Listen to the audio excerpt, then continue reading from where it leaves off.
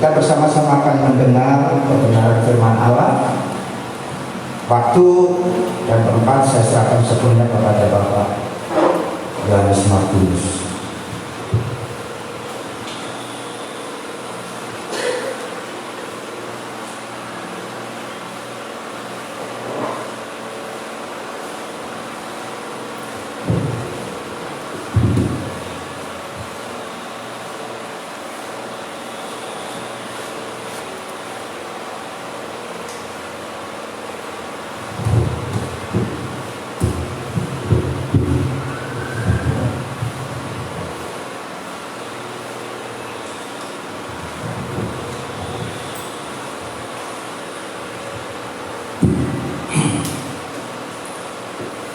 Selamat pagi, Shalom. Shalom. Puji Tuhan, pagi hari ini sama-sama kita membicarakan firman Tuhan. Bapak Gembala memberikan tugas pada saya minggu yang lalu dan sama-sama kita belajar dalam firman Tuhan hari ini, dan bukan karena kuat dan gagah seperti doa Bapak Gembala tadi, tapi mari sama-sama kita membuka hati dan pikiran kita pada saat pagi hari ini untuk mendengarkan kebenaran firman Tuhan. Amin. Hari ini kita sama-sama belajar tentang apa gunanya firman Tuhan itu dalam kehidupan saudara dan saya. Yang mungkin kedengarannya kayaknya sudah tahu lah ya, gunanya firman Tuhan itu apa, tapi hari ini saya ingin berbagi, dan saya bersyukur Tuhan juga boleh banyak hal. Firman Tuhan itu luas ya Bapak Ibu. Jadi pada saat kita mencoba untuk mengerjakan segala hal yang berkaitan dengan firman Tuhan, seringkali justru banyak ayat-ayat atau kebenaran firman Tuhan itu dinyatakan, tapi rasanya tidak mungkin untuk disampaikan semuanya, dan saya membatasi hal-hal yang hari ini Tuhan izinkan boleh saya sampaikan.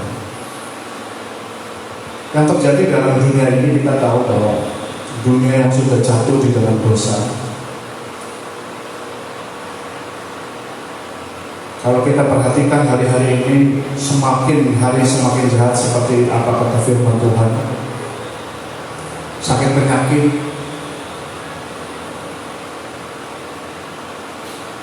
tindakan moral manusia semakin menurun.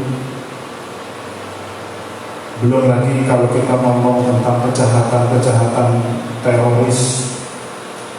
Orang mencintai diri sendiri meskipun sudah kaya tapi masih juga korupsi. Persoalan rumah tangga yang mewarnai semua orang, dan di dalamnya termasuk juga ada keluarga-keluarga Kristen. Artinya apa Bapak Ibu? Semua kita yang sudah ada di dalamnya, kita menghadapi berbagai persoalan dan tantangan berat untuk kita tetap dapat hidup kudus, hidup benar di tengah-tengah dunia yang seperti ini. Dan ini adalah masalah. Dan persoalan ini kita hadapi bersama. Dan pertanyaannya adalah, kapan masalah itu bisa datang dalam kehidupan saudara dan saya? Repotnya, masalah itu mulai datang sejak kita lahir. Sejak kita melihat bahwa persoalan juga ada di bayi, anak-anak, di masa remaja. Persoalan masalah godaan itu juga ada di orang-orang yang dewasa. Di orang lansia juga sama. Kita ada tantangan masalahnya masing-masing, godaannya masing-masing. Dan sampai pada akhirnya kita menutup mata. Ini adalah fakta yang harus kita hadapi, bahwa persoalan atau masalah itu datang di setiap fase kehidupan kita. Dan pagi ini kita tahu bersama bahwa apa sih yang biasa kita lakukan untuk menghadapi setiap persoalan itu. Melalui apa kita biasanya menghadapinya?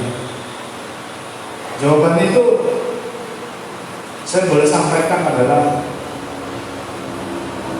melalui pikiran. Pikiran adalah pusat kendali tindakan yang kita lakukan. Tindakan yang kita ambil itu berangkatnya dari pikiran.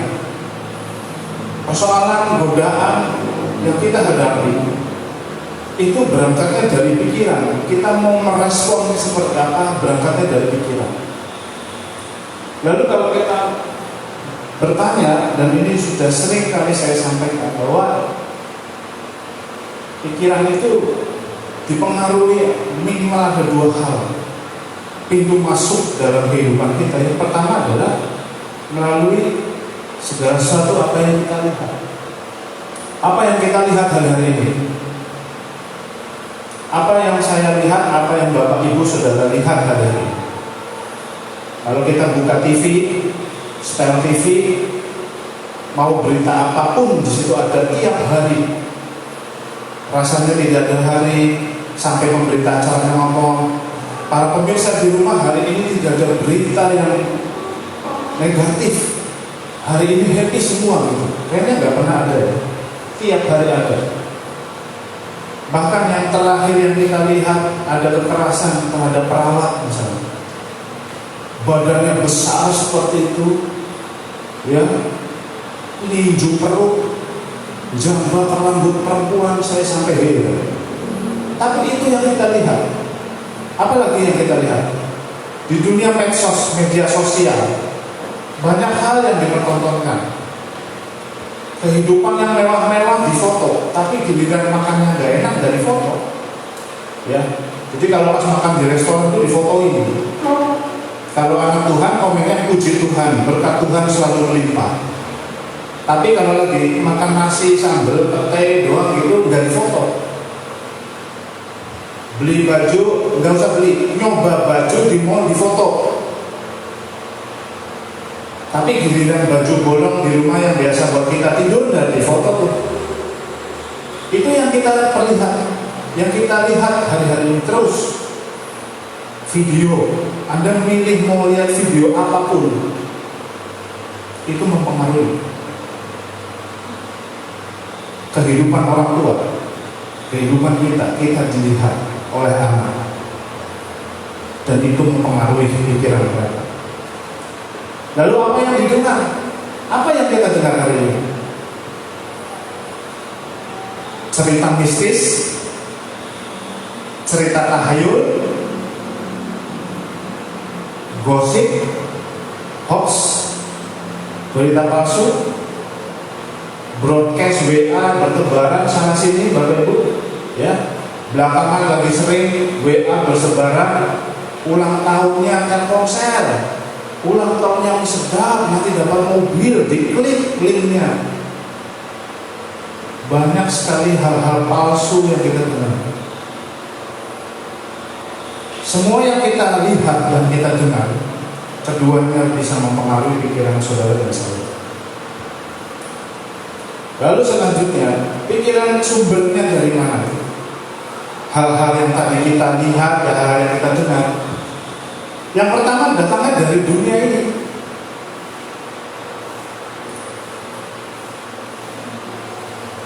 Bicara dunia, konotasinya jangan selalu negatif ya. Karena kalau negatif Anda dan saya pasti tidak mau milih, betul?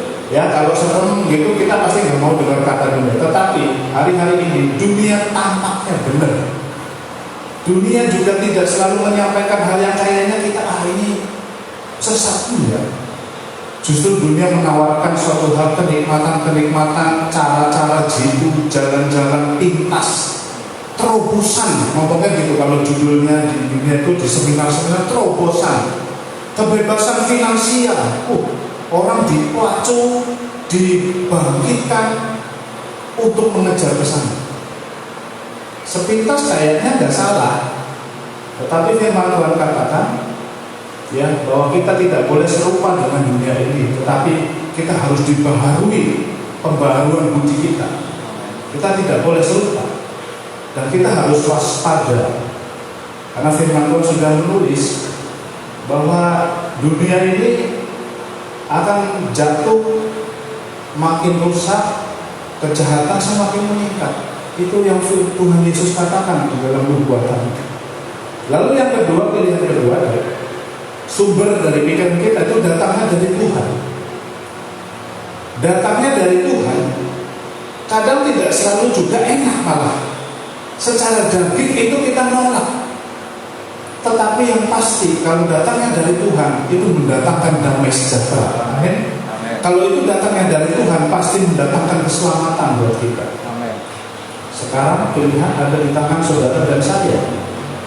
Anda pilih mana? Sumber mana yang mau kita dapatkan? Sumber mana yang mau kita lihat, yang kita dengar hari ini? Karena itu akan mempengaruhi pikiran. Lalu bagaimana sih cara Tuhan berbicara kepada manusia? Seolah-olah kayaknya hayal, mana mungkin? Ya.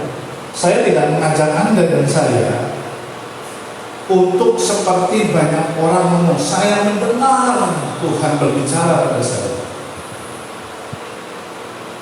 Saya tidak mengajak kita yang aneh-aneh ya. Tetapi mari kita tahu bersama bahwa Tuhan berbicara kepada saya, kepada Bapak Ibu Saudara adalah melalui firman Tuhan. Lalu pertanyaan selanjutnya, kok bisa firman Tuhan itu bahasa gampangnya, fisiknya adalah Alkitab yang saudara dan saya pegang?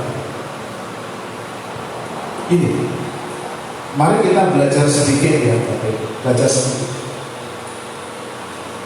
Pada mulanya Tuhan berbicara kepada umat Tuhan itu tidak pernah langsung. Dia melalui penulis Alkitab. Penulis Alkitab kurang lebih ada 40 penulis dengan latar belakang yang berbeda-beda.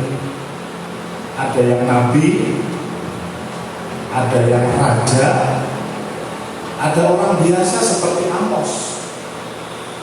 Ya, tetapi mereka itu mendapatkan inspirasi, dorongan dari Tuhan untuk menuliskan apa yang Tuhan ingin sampaikan pada waktu itu adalah umat pilihan, yaitu bangsa Israel.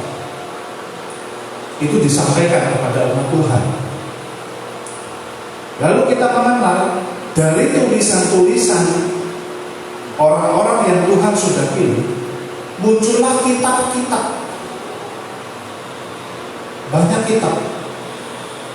Oleh bapak-bapak gereja, kitab-kitab itu mengalami kanonisasi, di mana mereka oleh pimpinan Roh Kudus, kitab-kitab tadi dikumpulkan, disusun menjadi yang hari ini kita sebut Alkitab, yang pada zaman masa kini kita memakai.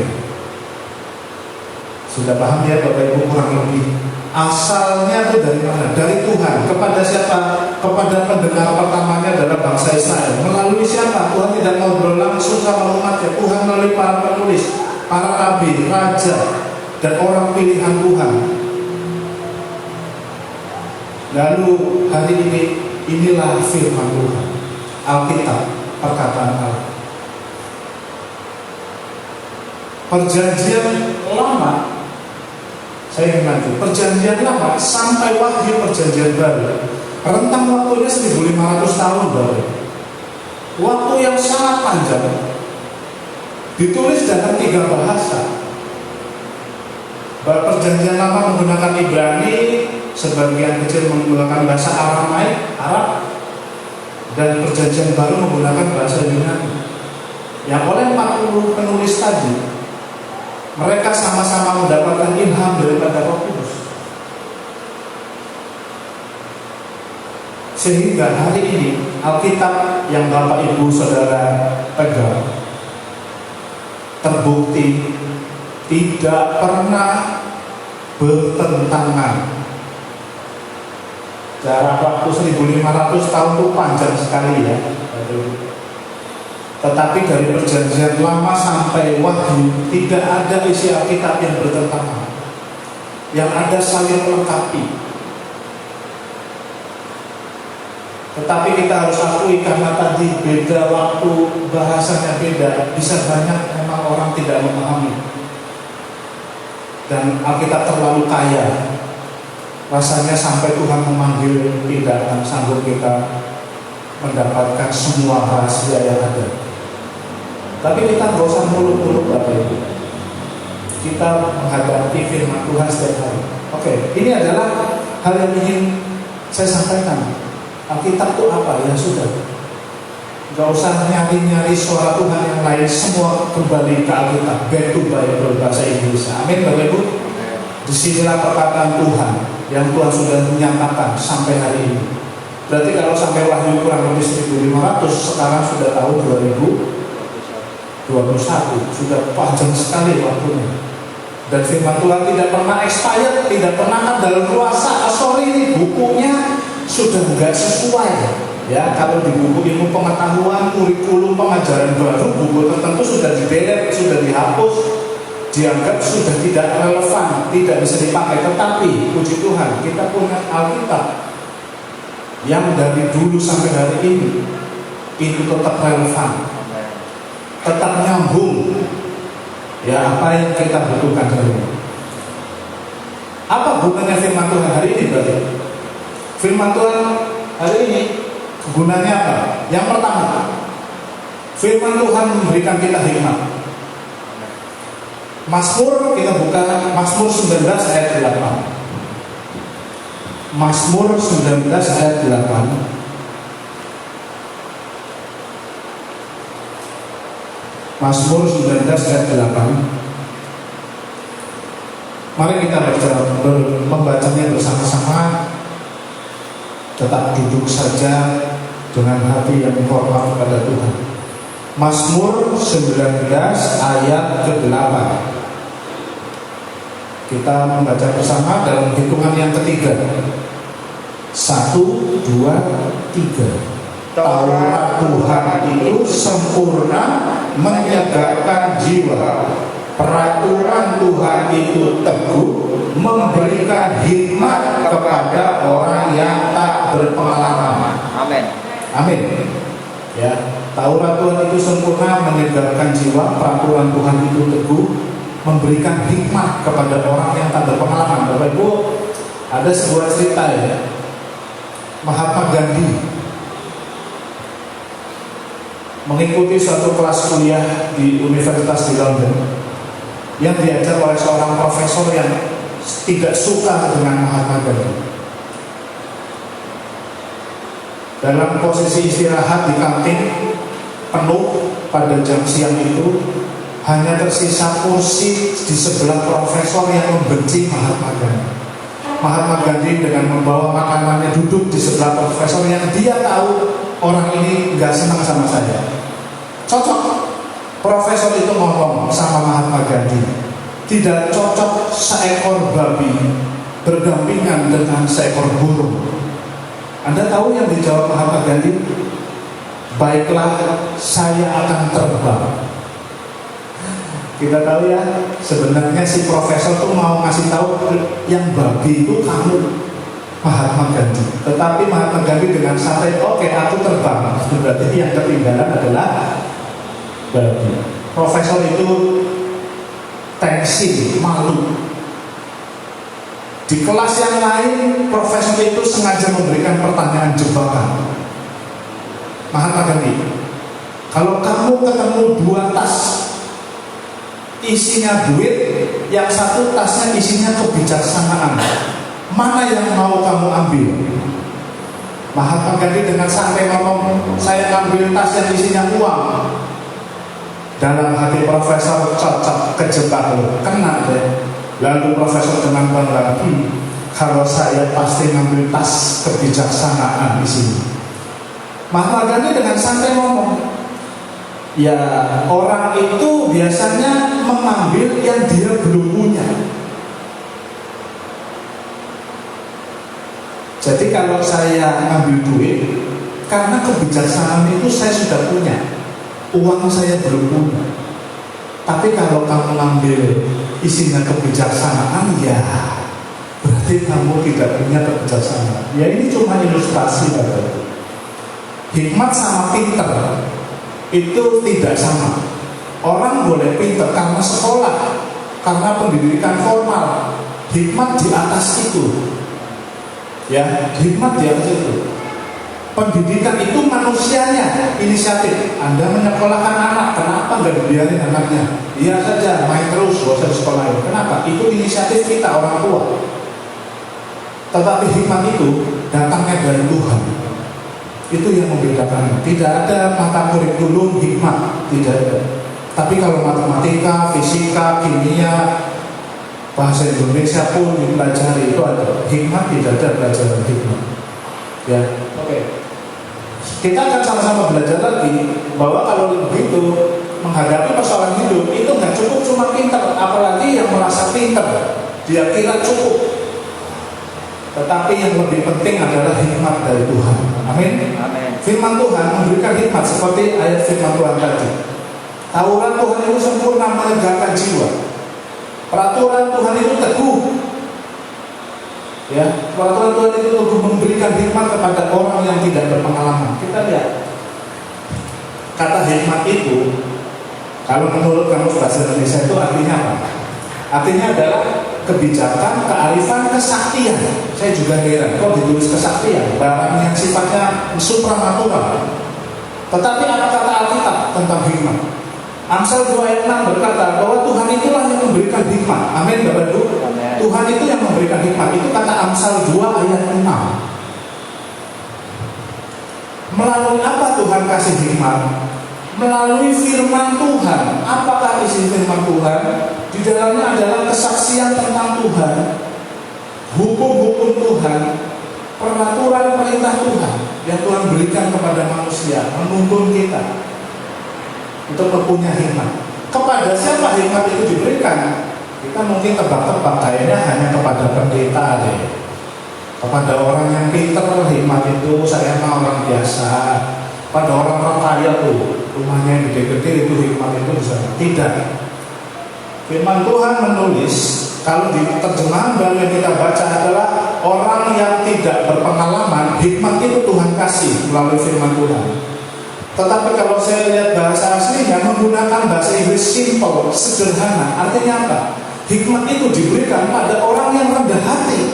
Amin. Kepada orang yang jujur terhadap dirinya ketika membaca firman Tuhan. Aduh, itu saya. Bukan sebaliknya waktu menerima firman itu cocok buat dia itu yang lagi nggak berangkat itu. Bukan. Tetapi juga adalah orang yang rendah hati mau menerima firman Tuhan itu. Dan kepada orang yang rela untuk diajar. Karena saya bilang tadi di depan bahwa firman Tuhan itu terkadang sakit buat daging. Malah sebagian besar firman Tuhan itu sakit. Ya, sakit buat daging, nggak mau, nggak enak. Nggak enak. Tetapi itulah hikmat Tuhan berikan kepada orang yang demikian. Ya, kita dipercaya bahwa ternyata orang yang tidak berpengalaman yang Tuhan berikan hikmat juga maksudnya adalah orang yang rendah hati, orang yang mau belajar, rela diajar. Yang kedua, firman Tuhan itu menghindarkan dosa. Kita buka di dalam Mazmur 119 ayat 11. Mazmur 119 ayat ke-11.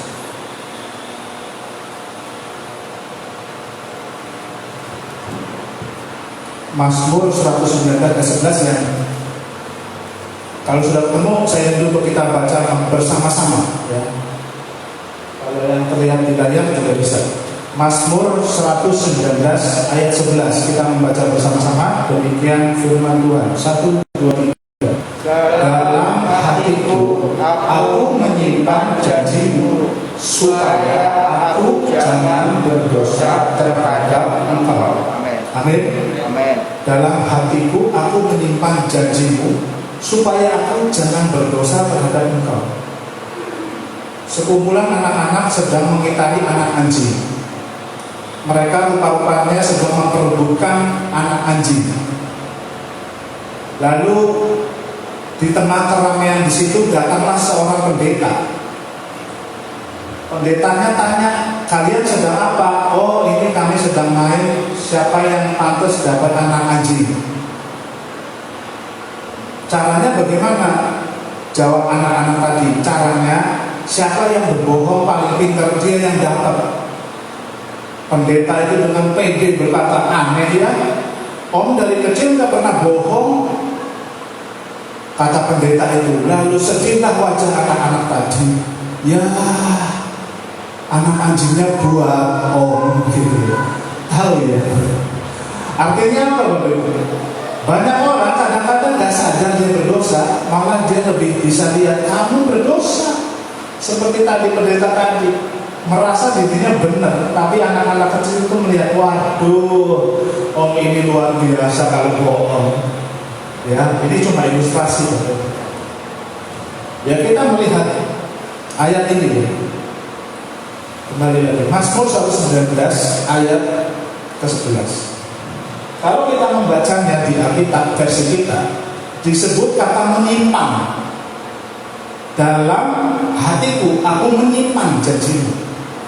Menyimpan di sini kita jangan bayangannya nyimpan baju, nyimpan beras, nyimpan perkakas, nyimpan alat-alat tukang. Di dalam bahasa aslinya, dalam bahasa Ibrani, kata menyimpan di sana itu artinya adalah seperti orang yang menyembunyikan harta karun. Bukan menyimpan beras, menyimpan baju, menyimpan harta karun. Artinya apa? Orang itu menganggap bahwa janji Tuhan itu sangat berharga. Dia simpan dengan rapi, dengan baik. Orang lain tidak ada yang tahu, tapi hanya dia yang tahu, karena hatinya terpaut di sana. Jadi kata menyimpan di sini tidak sederhana yang kita tahu simpan janjimu. Udah, itu doang. Kayak nyimpan baju, nyimpan duit, itu enggak. Tapi kata menyimpan di sini adalah seperti orang menyembunyikan harta karun. Lalu janji. Kata janji di sini kita bayanginnya janji, ya suatu kesepakatan gitu. Kedua belah pihak itu bukan. Kata janji dalam bahasa Ibrani di sini menggunakan kata imrah. Firman Tuhan, Taurat Tuhan. Jadi janji di sini urusannya adalah tentang firman Tuhan. Jadi boleh kita dapatkan berkat dari firman Tuhan hari ini tentang ayat ini adalah firman Tuhan itu berharga. Firman Tuhan yang berharga di dalam kehidupan orang yang dia simpan itu, dia akan meluputkan kita dari perbuatan yang berdosa terhadap Tuhan. Amin. Bagaimana kita menyimpan firman Tuhan? Apakah kita anggap seperti menyimpan duit, menyimpan baju, atau bagaimana? Tetapi kalau ayat ini dikupas lebih dalam, dia bicara tentang seperti orang menyimpankan harta karun. Dia menganggap firman yang kita dengar, yang kita dapat itu sangat berharga. Dia simpan dalam hatinya. Sekalipun dari luar orang tidak ada yang tahu. Dari luar kayaknya Anda dan saya boleh sama, ya. Kita mukanya nggak tiba-tiba dari karang putih kayak malaikat gitu ya. Oh ini orang kudus nih. Ya kalau orang kudus di Jawa Tengah ada KTP-nya orang kudus.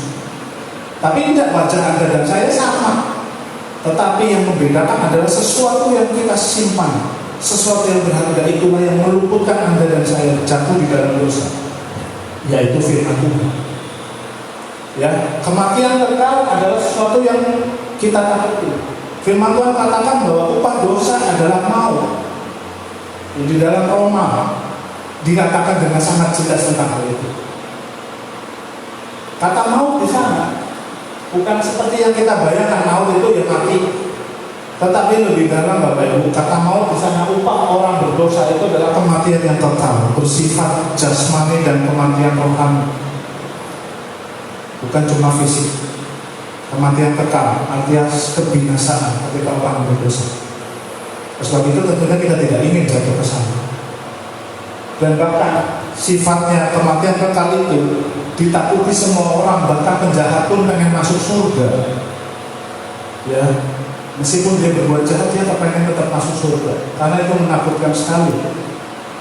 Kalau ada orang ditahan seumur hidup, umur 60, kalau masih hidup dia bisa bebas. 20 tahun masa tahanan dia bisa lepas. Tetapi kalau bicara kekal, no limit, tidak terhingga, tidak terbatas, tidak ada finishnya, tidak ada selesainya.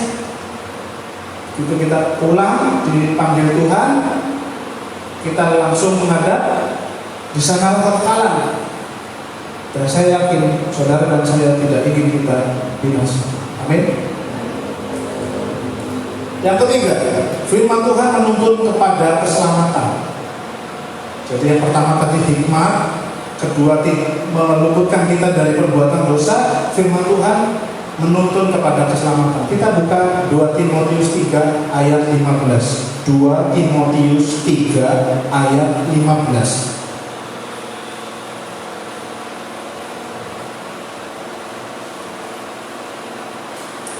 2 Timotius 3 ayat 15.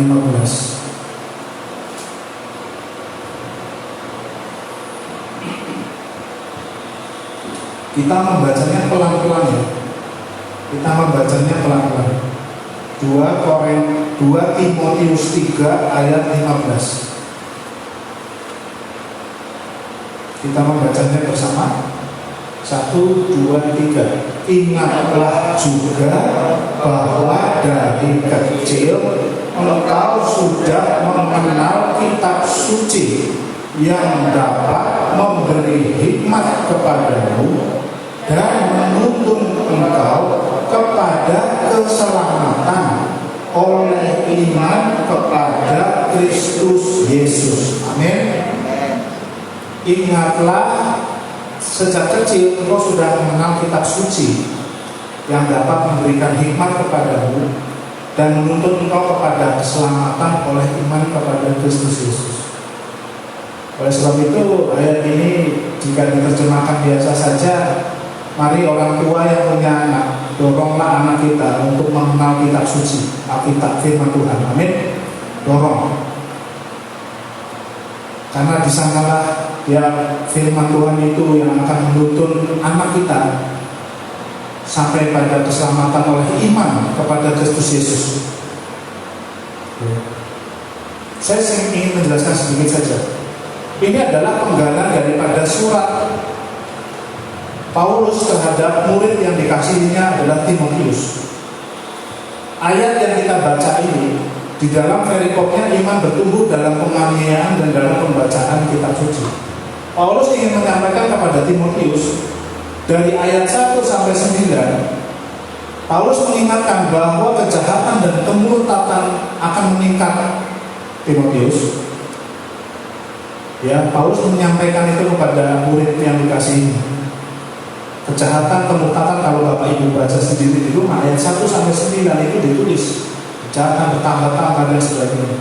Tetapi Paulus mengingatkan bahwa Timotius, engkau harus tetap setia kepada iman yang sudah diwariskan dan oleh Alkitab, kitab suci yang dia sudah kenal sejak kecil.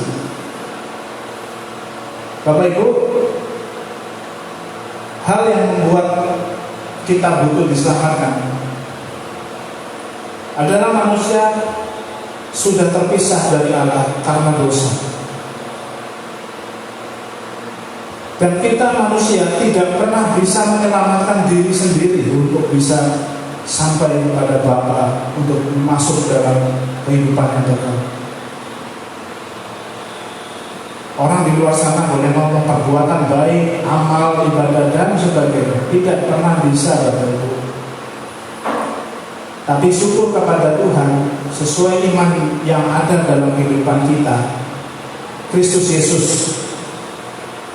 Tuhan Yesus Kristus mati di atas kayu salib. Dialah yang menjadi pendamai antara Allah dan manusia. Amin. Puji Tuhan. Tetapi tidak sampai berhenti di situ. Tuhan memberikan firman Tuhan sebagai penuntun di dalam kehidupan saudara dan saya, untuk tetap ada di dalam jalan keselamatan yang Tuhan berikan. Saya membaca doktrin keselamatan GPDI. Meskipun kita pernah mendengarkan versi yang lain tentang keselamatan, tetapi kita ada di induk ini, GPDI, kita pegang yang GPDI. GPDI menganggap keselamatan itu memang betul-betul cuma-cuma dari Tuhan, tetapi dibutuhkan juga respon dari manusianya, mau terima enggak yang cuma-cuma dari Tuhan itu. Kalau dianya menolak, itu adalah kebebasan yang Tuhan berikan, karena kita tidak disetel jadi robot dari awalnya. Ya, saya menangkap hal itu. Dan kita percaya, makanya banyak ayat bicara kerjakan keselamatanmu dan sebagainya. Nah, firman Tuhan mengingatkan kepada saudara saya, puji Tuhan, kita punya alat bantu dari Tuhan, yaitu firman Tuhan yang menjadi penuntun kita. Amin. Kesimpulannya, ya, dari yang kita baca, firman Tuhan itu menolong hidup kita di dunia dan mencegah kita berdosa sehingga tidak mati kekal.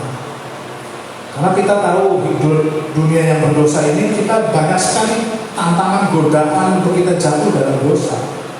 Tapi kalau Anda punya hikmat dari Tuhan melalui firman, itu akan mencegah kita.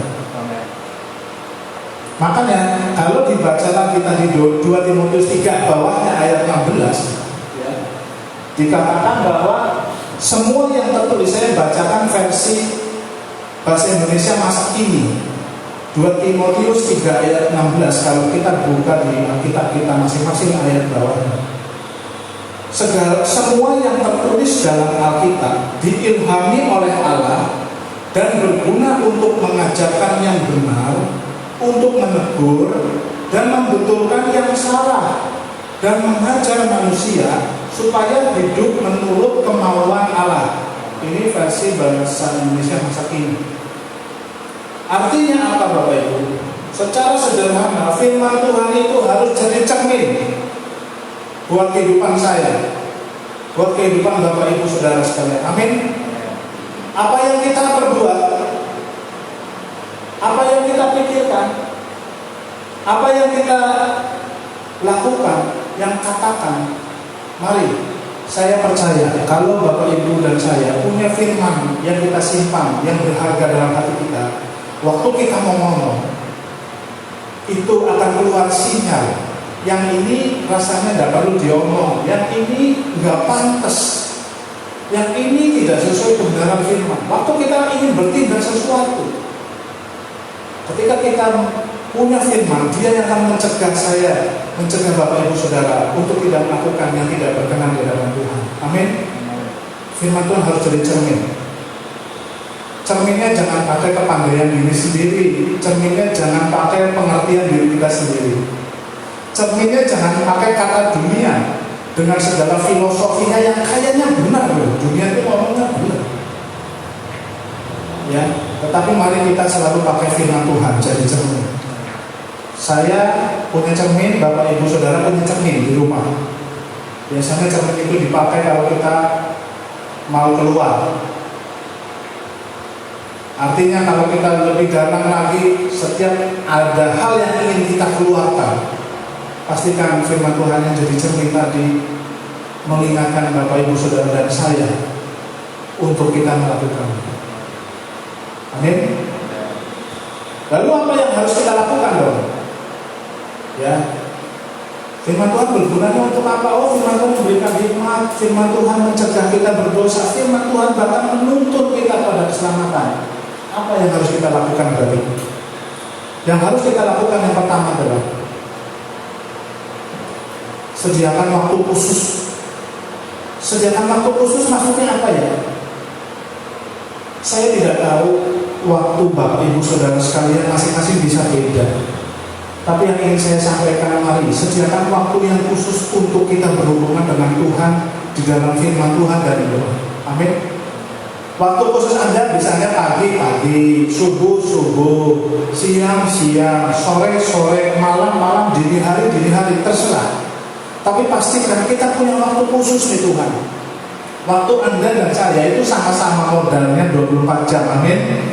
Ada yang cuma 23 jam, atau ada yang kebanyakan 25 jam. Tidak ya, kita sama loh modalnya 24 jam. Waktu yang mana yang mau kita khususkan untuk kita baca firman Tuhan?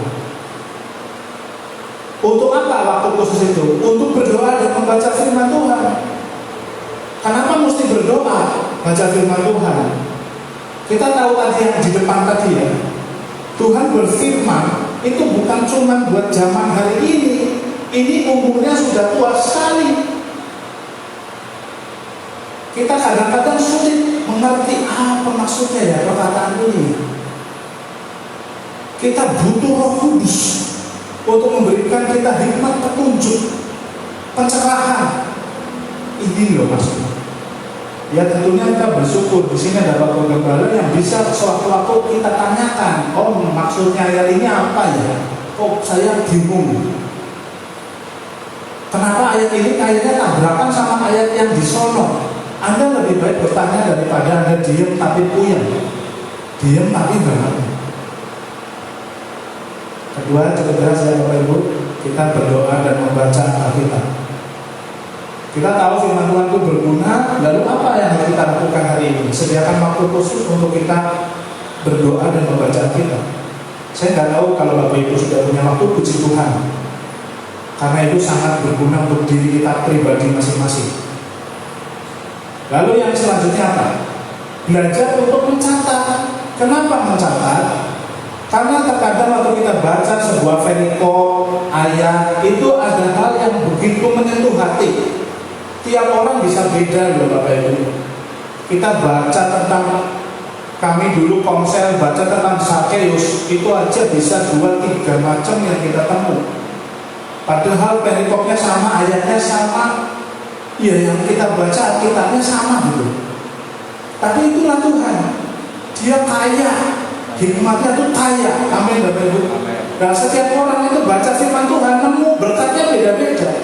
Nah kenapa dicatat? Karena dengan mencatat saya yakin itu akan lebih kita ingat.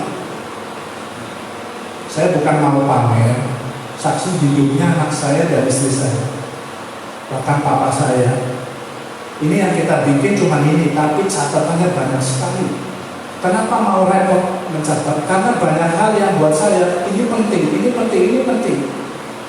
Dan saya percaya Tuhan yang sama, Alkitab yang sama. Kalau Bapak Ibu Saudara sekalian mau melakukannya, Anda juga pasti menemukan berkat Tuhan itu.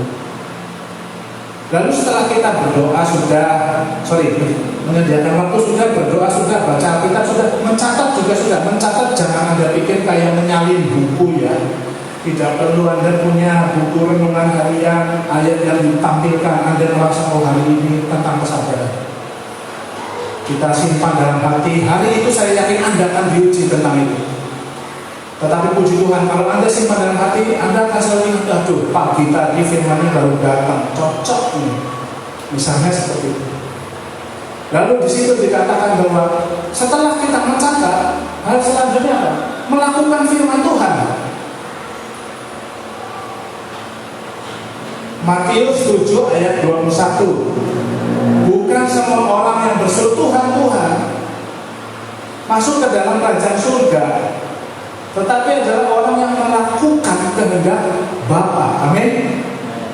Gak cukup cuma baca, gak cukup cuma nulis, gak cukup cuma khotbah, gak cukup cuma ngomong, tetapi yang Tuhan tuntut, lakukan firman Tuhan. Amin. Lakukan apa? Ya lakukan apa yang kita dapat. Apa yang kita dapat? Ya, yang Anda dan saya baca. Jadi kalau kita nggak pernah baca firman, Anda mau melakukan apa? Kita nggak tahu yang harus dilakukan. Amin Bapak Ibu. Saya percaya Tuhan akan bekerja pagi ini dalam pribadi Anda masing-masing. Ya saya sangat terbatas, tapi saya rindu untuk kita harus punya firman Tuhan.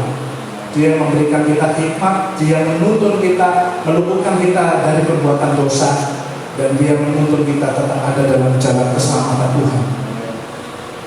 Dari keempat hal inilah yang akan kita kerjakan hari-hari ini. Kita belajar melakukan firman Tuhan. Sudah berdoa, sudah membaca, sudah catat. Bahkan saya punya catatan tiap hari. Tantangan selanjutnya adalah kita mau melakukan firman Tuhan. Karena Tuhan tidak ngomong mereka yang sampai kepada Bapa di kerajaan surga adalah orang yang mencatat firman Tuhan. Tuhan juga tidak ngomong mereka akan sama masuk kerajaan surga kepada orang yang berkhotbah tentang firman Tuhan. Tidak.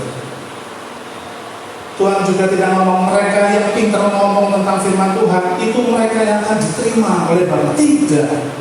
Tetapi orang yang melakukan kehendak Bapa itu titik poinnya. Amin. Sebelum kita bisa melakukan, kita harus tahu dulu. Tahunya dari mana? Dari firman Tuhan. Saya tutup dengan sebuah ilustrasi. Di sebuah daerah yang memiliki musim salju, hiduplah seorang petani yang memiliki sebidang ladang.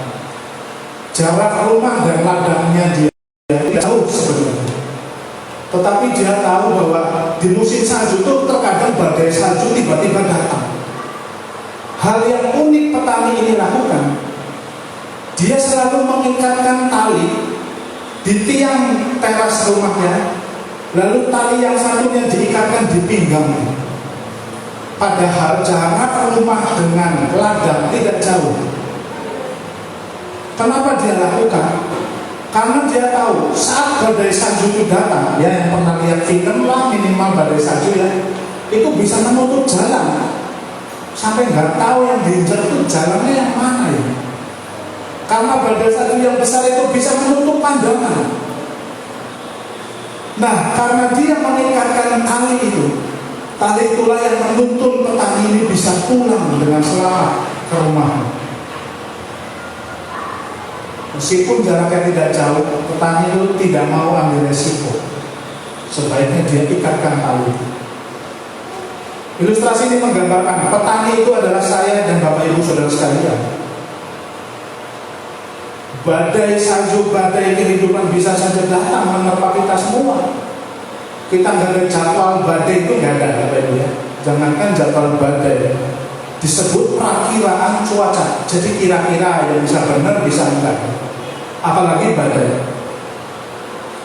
Badai yang hidup datang bisa membuat kabur mata kita, tidak bisa melihat yang benar. Jalan seolah tertutup dengan permasalahan. Tetapi tali itu adalah firman Tuhan. Rumah itu adalah Tuhan Allah. Tuhan memberikan sarana tali itu, firman Tuhan itu sebagai penuntun, supaya saat sekalipun kita nggak bisa lihat jalan keluar, jalannya tertutup, seolah-olah udah gelap saya, udah gelap saya. Tetapi kalau kita punya firman, sekalipun kita tidak bisa melihatnya, jalannya tidak kelihatan, Anda bisa berjalan sambil memegang tali firman Tuhan itu, sehingga pada waktunya kita sampai kepada rumah Bapa. Itulah firman Tuhan yang menuntun kita semua hari ini. Amin. Milikilah firman Tuhan. Milikilah firman Tuhan. Firman Tuhan yang Tuhan sudah sampaikan sekini hadir. Kitab-kitab itu menjadi Alkitab buat kehidupan kita. Bapak Ibu Saudara sekalian, firman Tuhan adalah berisi sepenuhnya adalah kehendak Tuhan untuk dituliskan. Sehingga waktu kita baca, ini adalah suara Tuhan yang bisa saja setiap pagi, setiap hari datang dalam kehidupan kita, tergantung Anda buka hati atau tidak. Tergantung Anda membacanya kayak baca komik, baca majalah, atau baca yang lain. Tetapi kalau Anda menganggap firman Tuhan itu berharga, maka setiap ayat yang kita baca, kita anggap itu penting dan berharga. Dan saya percaya kalau kita menyimpannya dalam hati, itu yang akan meluputkan kita dari perbuatan dosa. Firman Tuhan menjadi penuntun.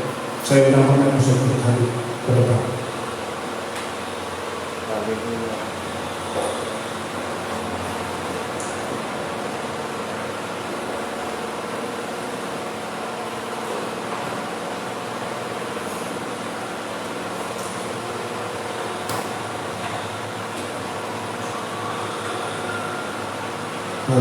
Saya percaya Tuhan Allah hadir di tengah-tengah kita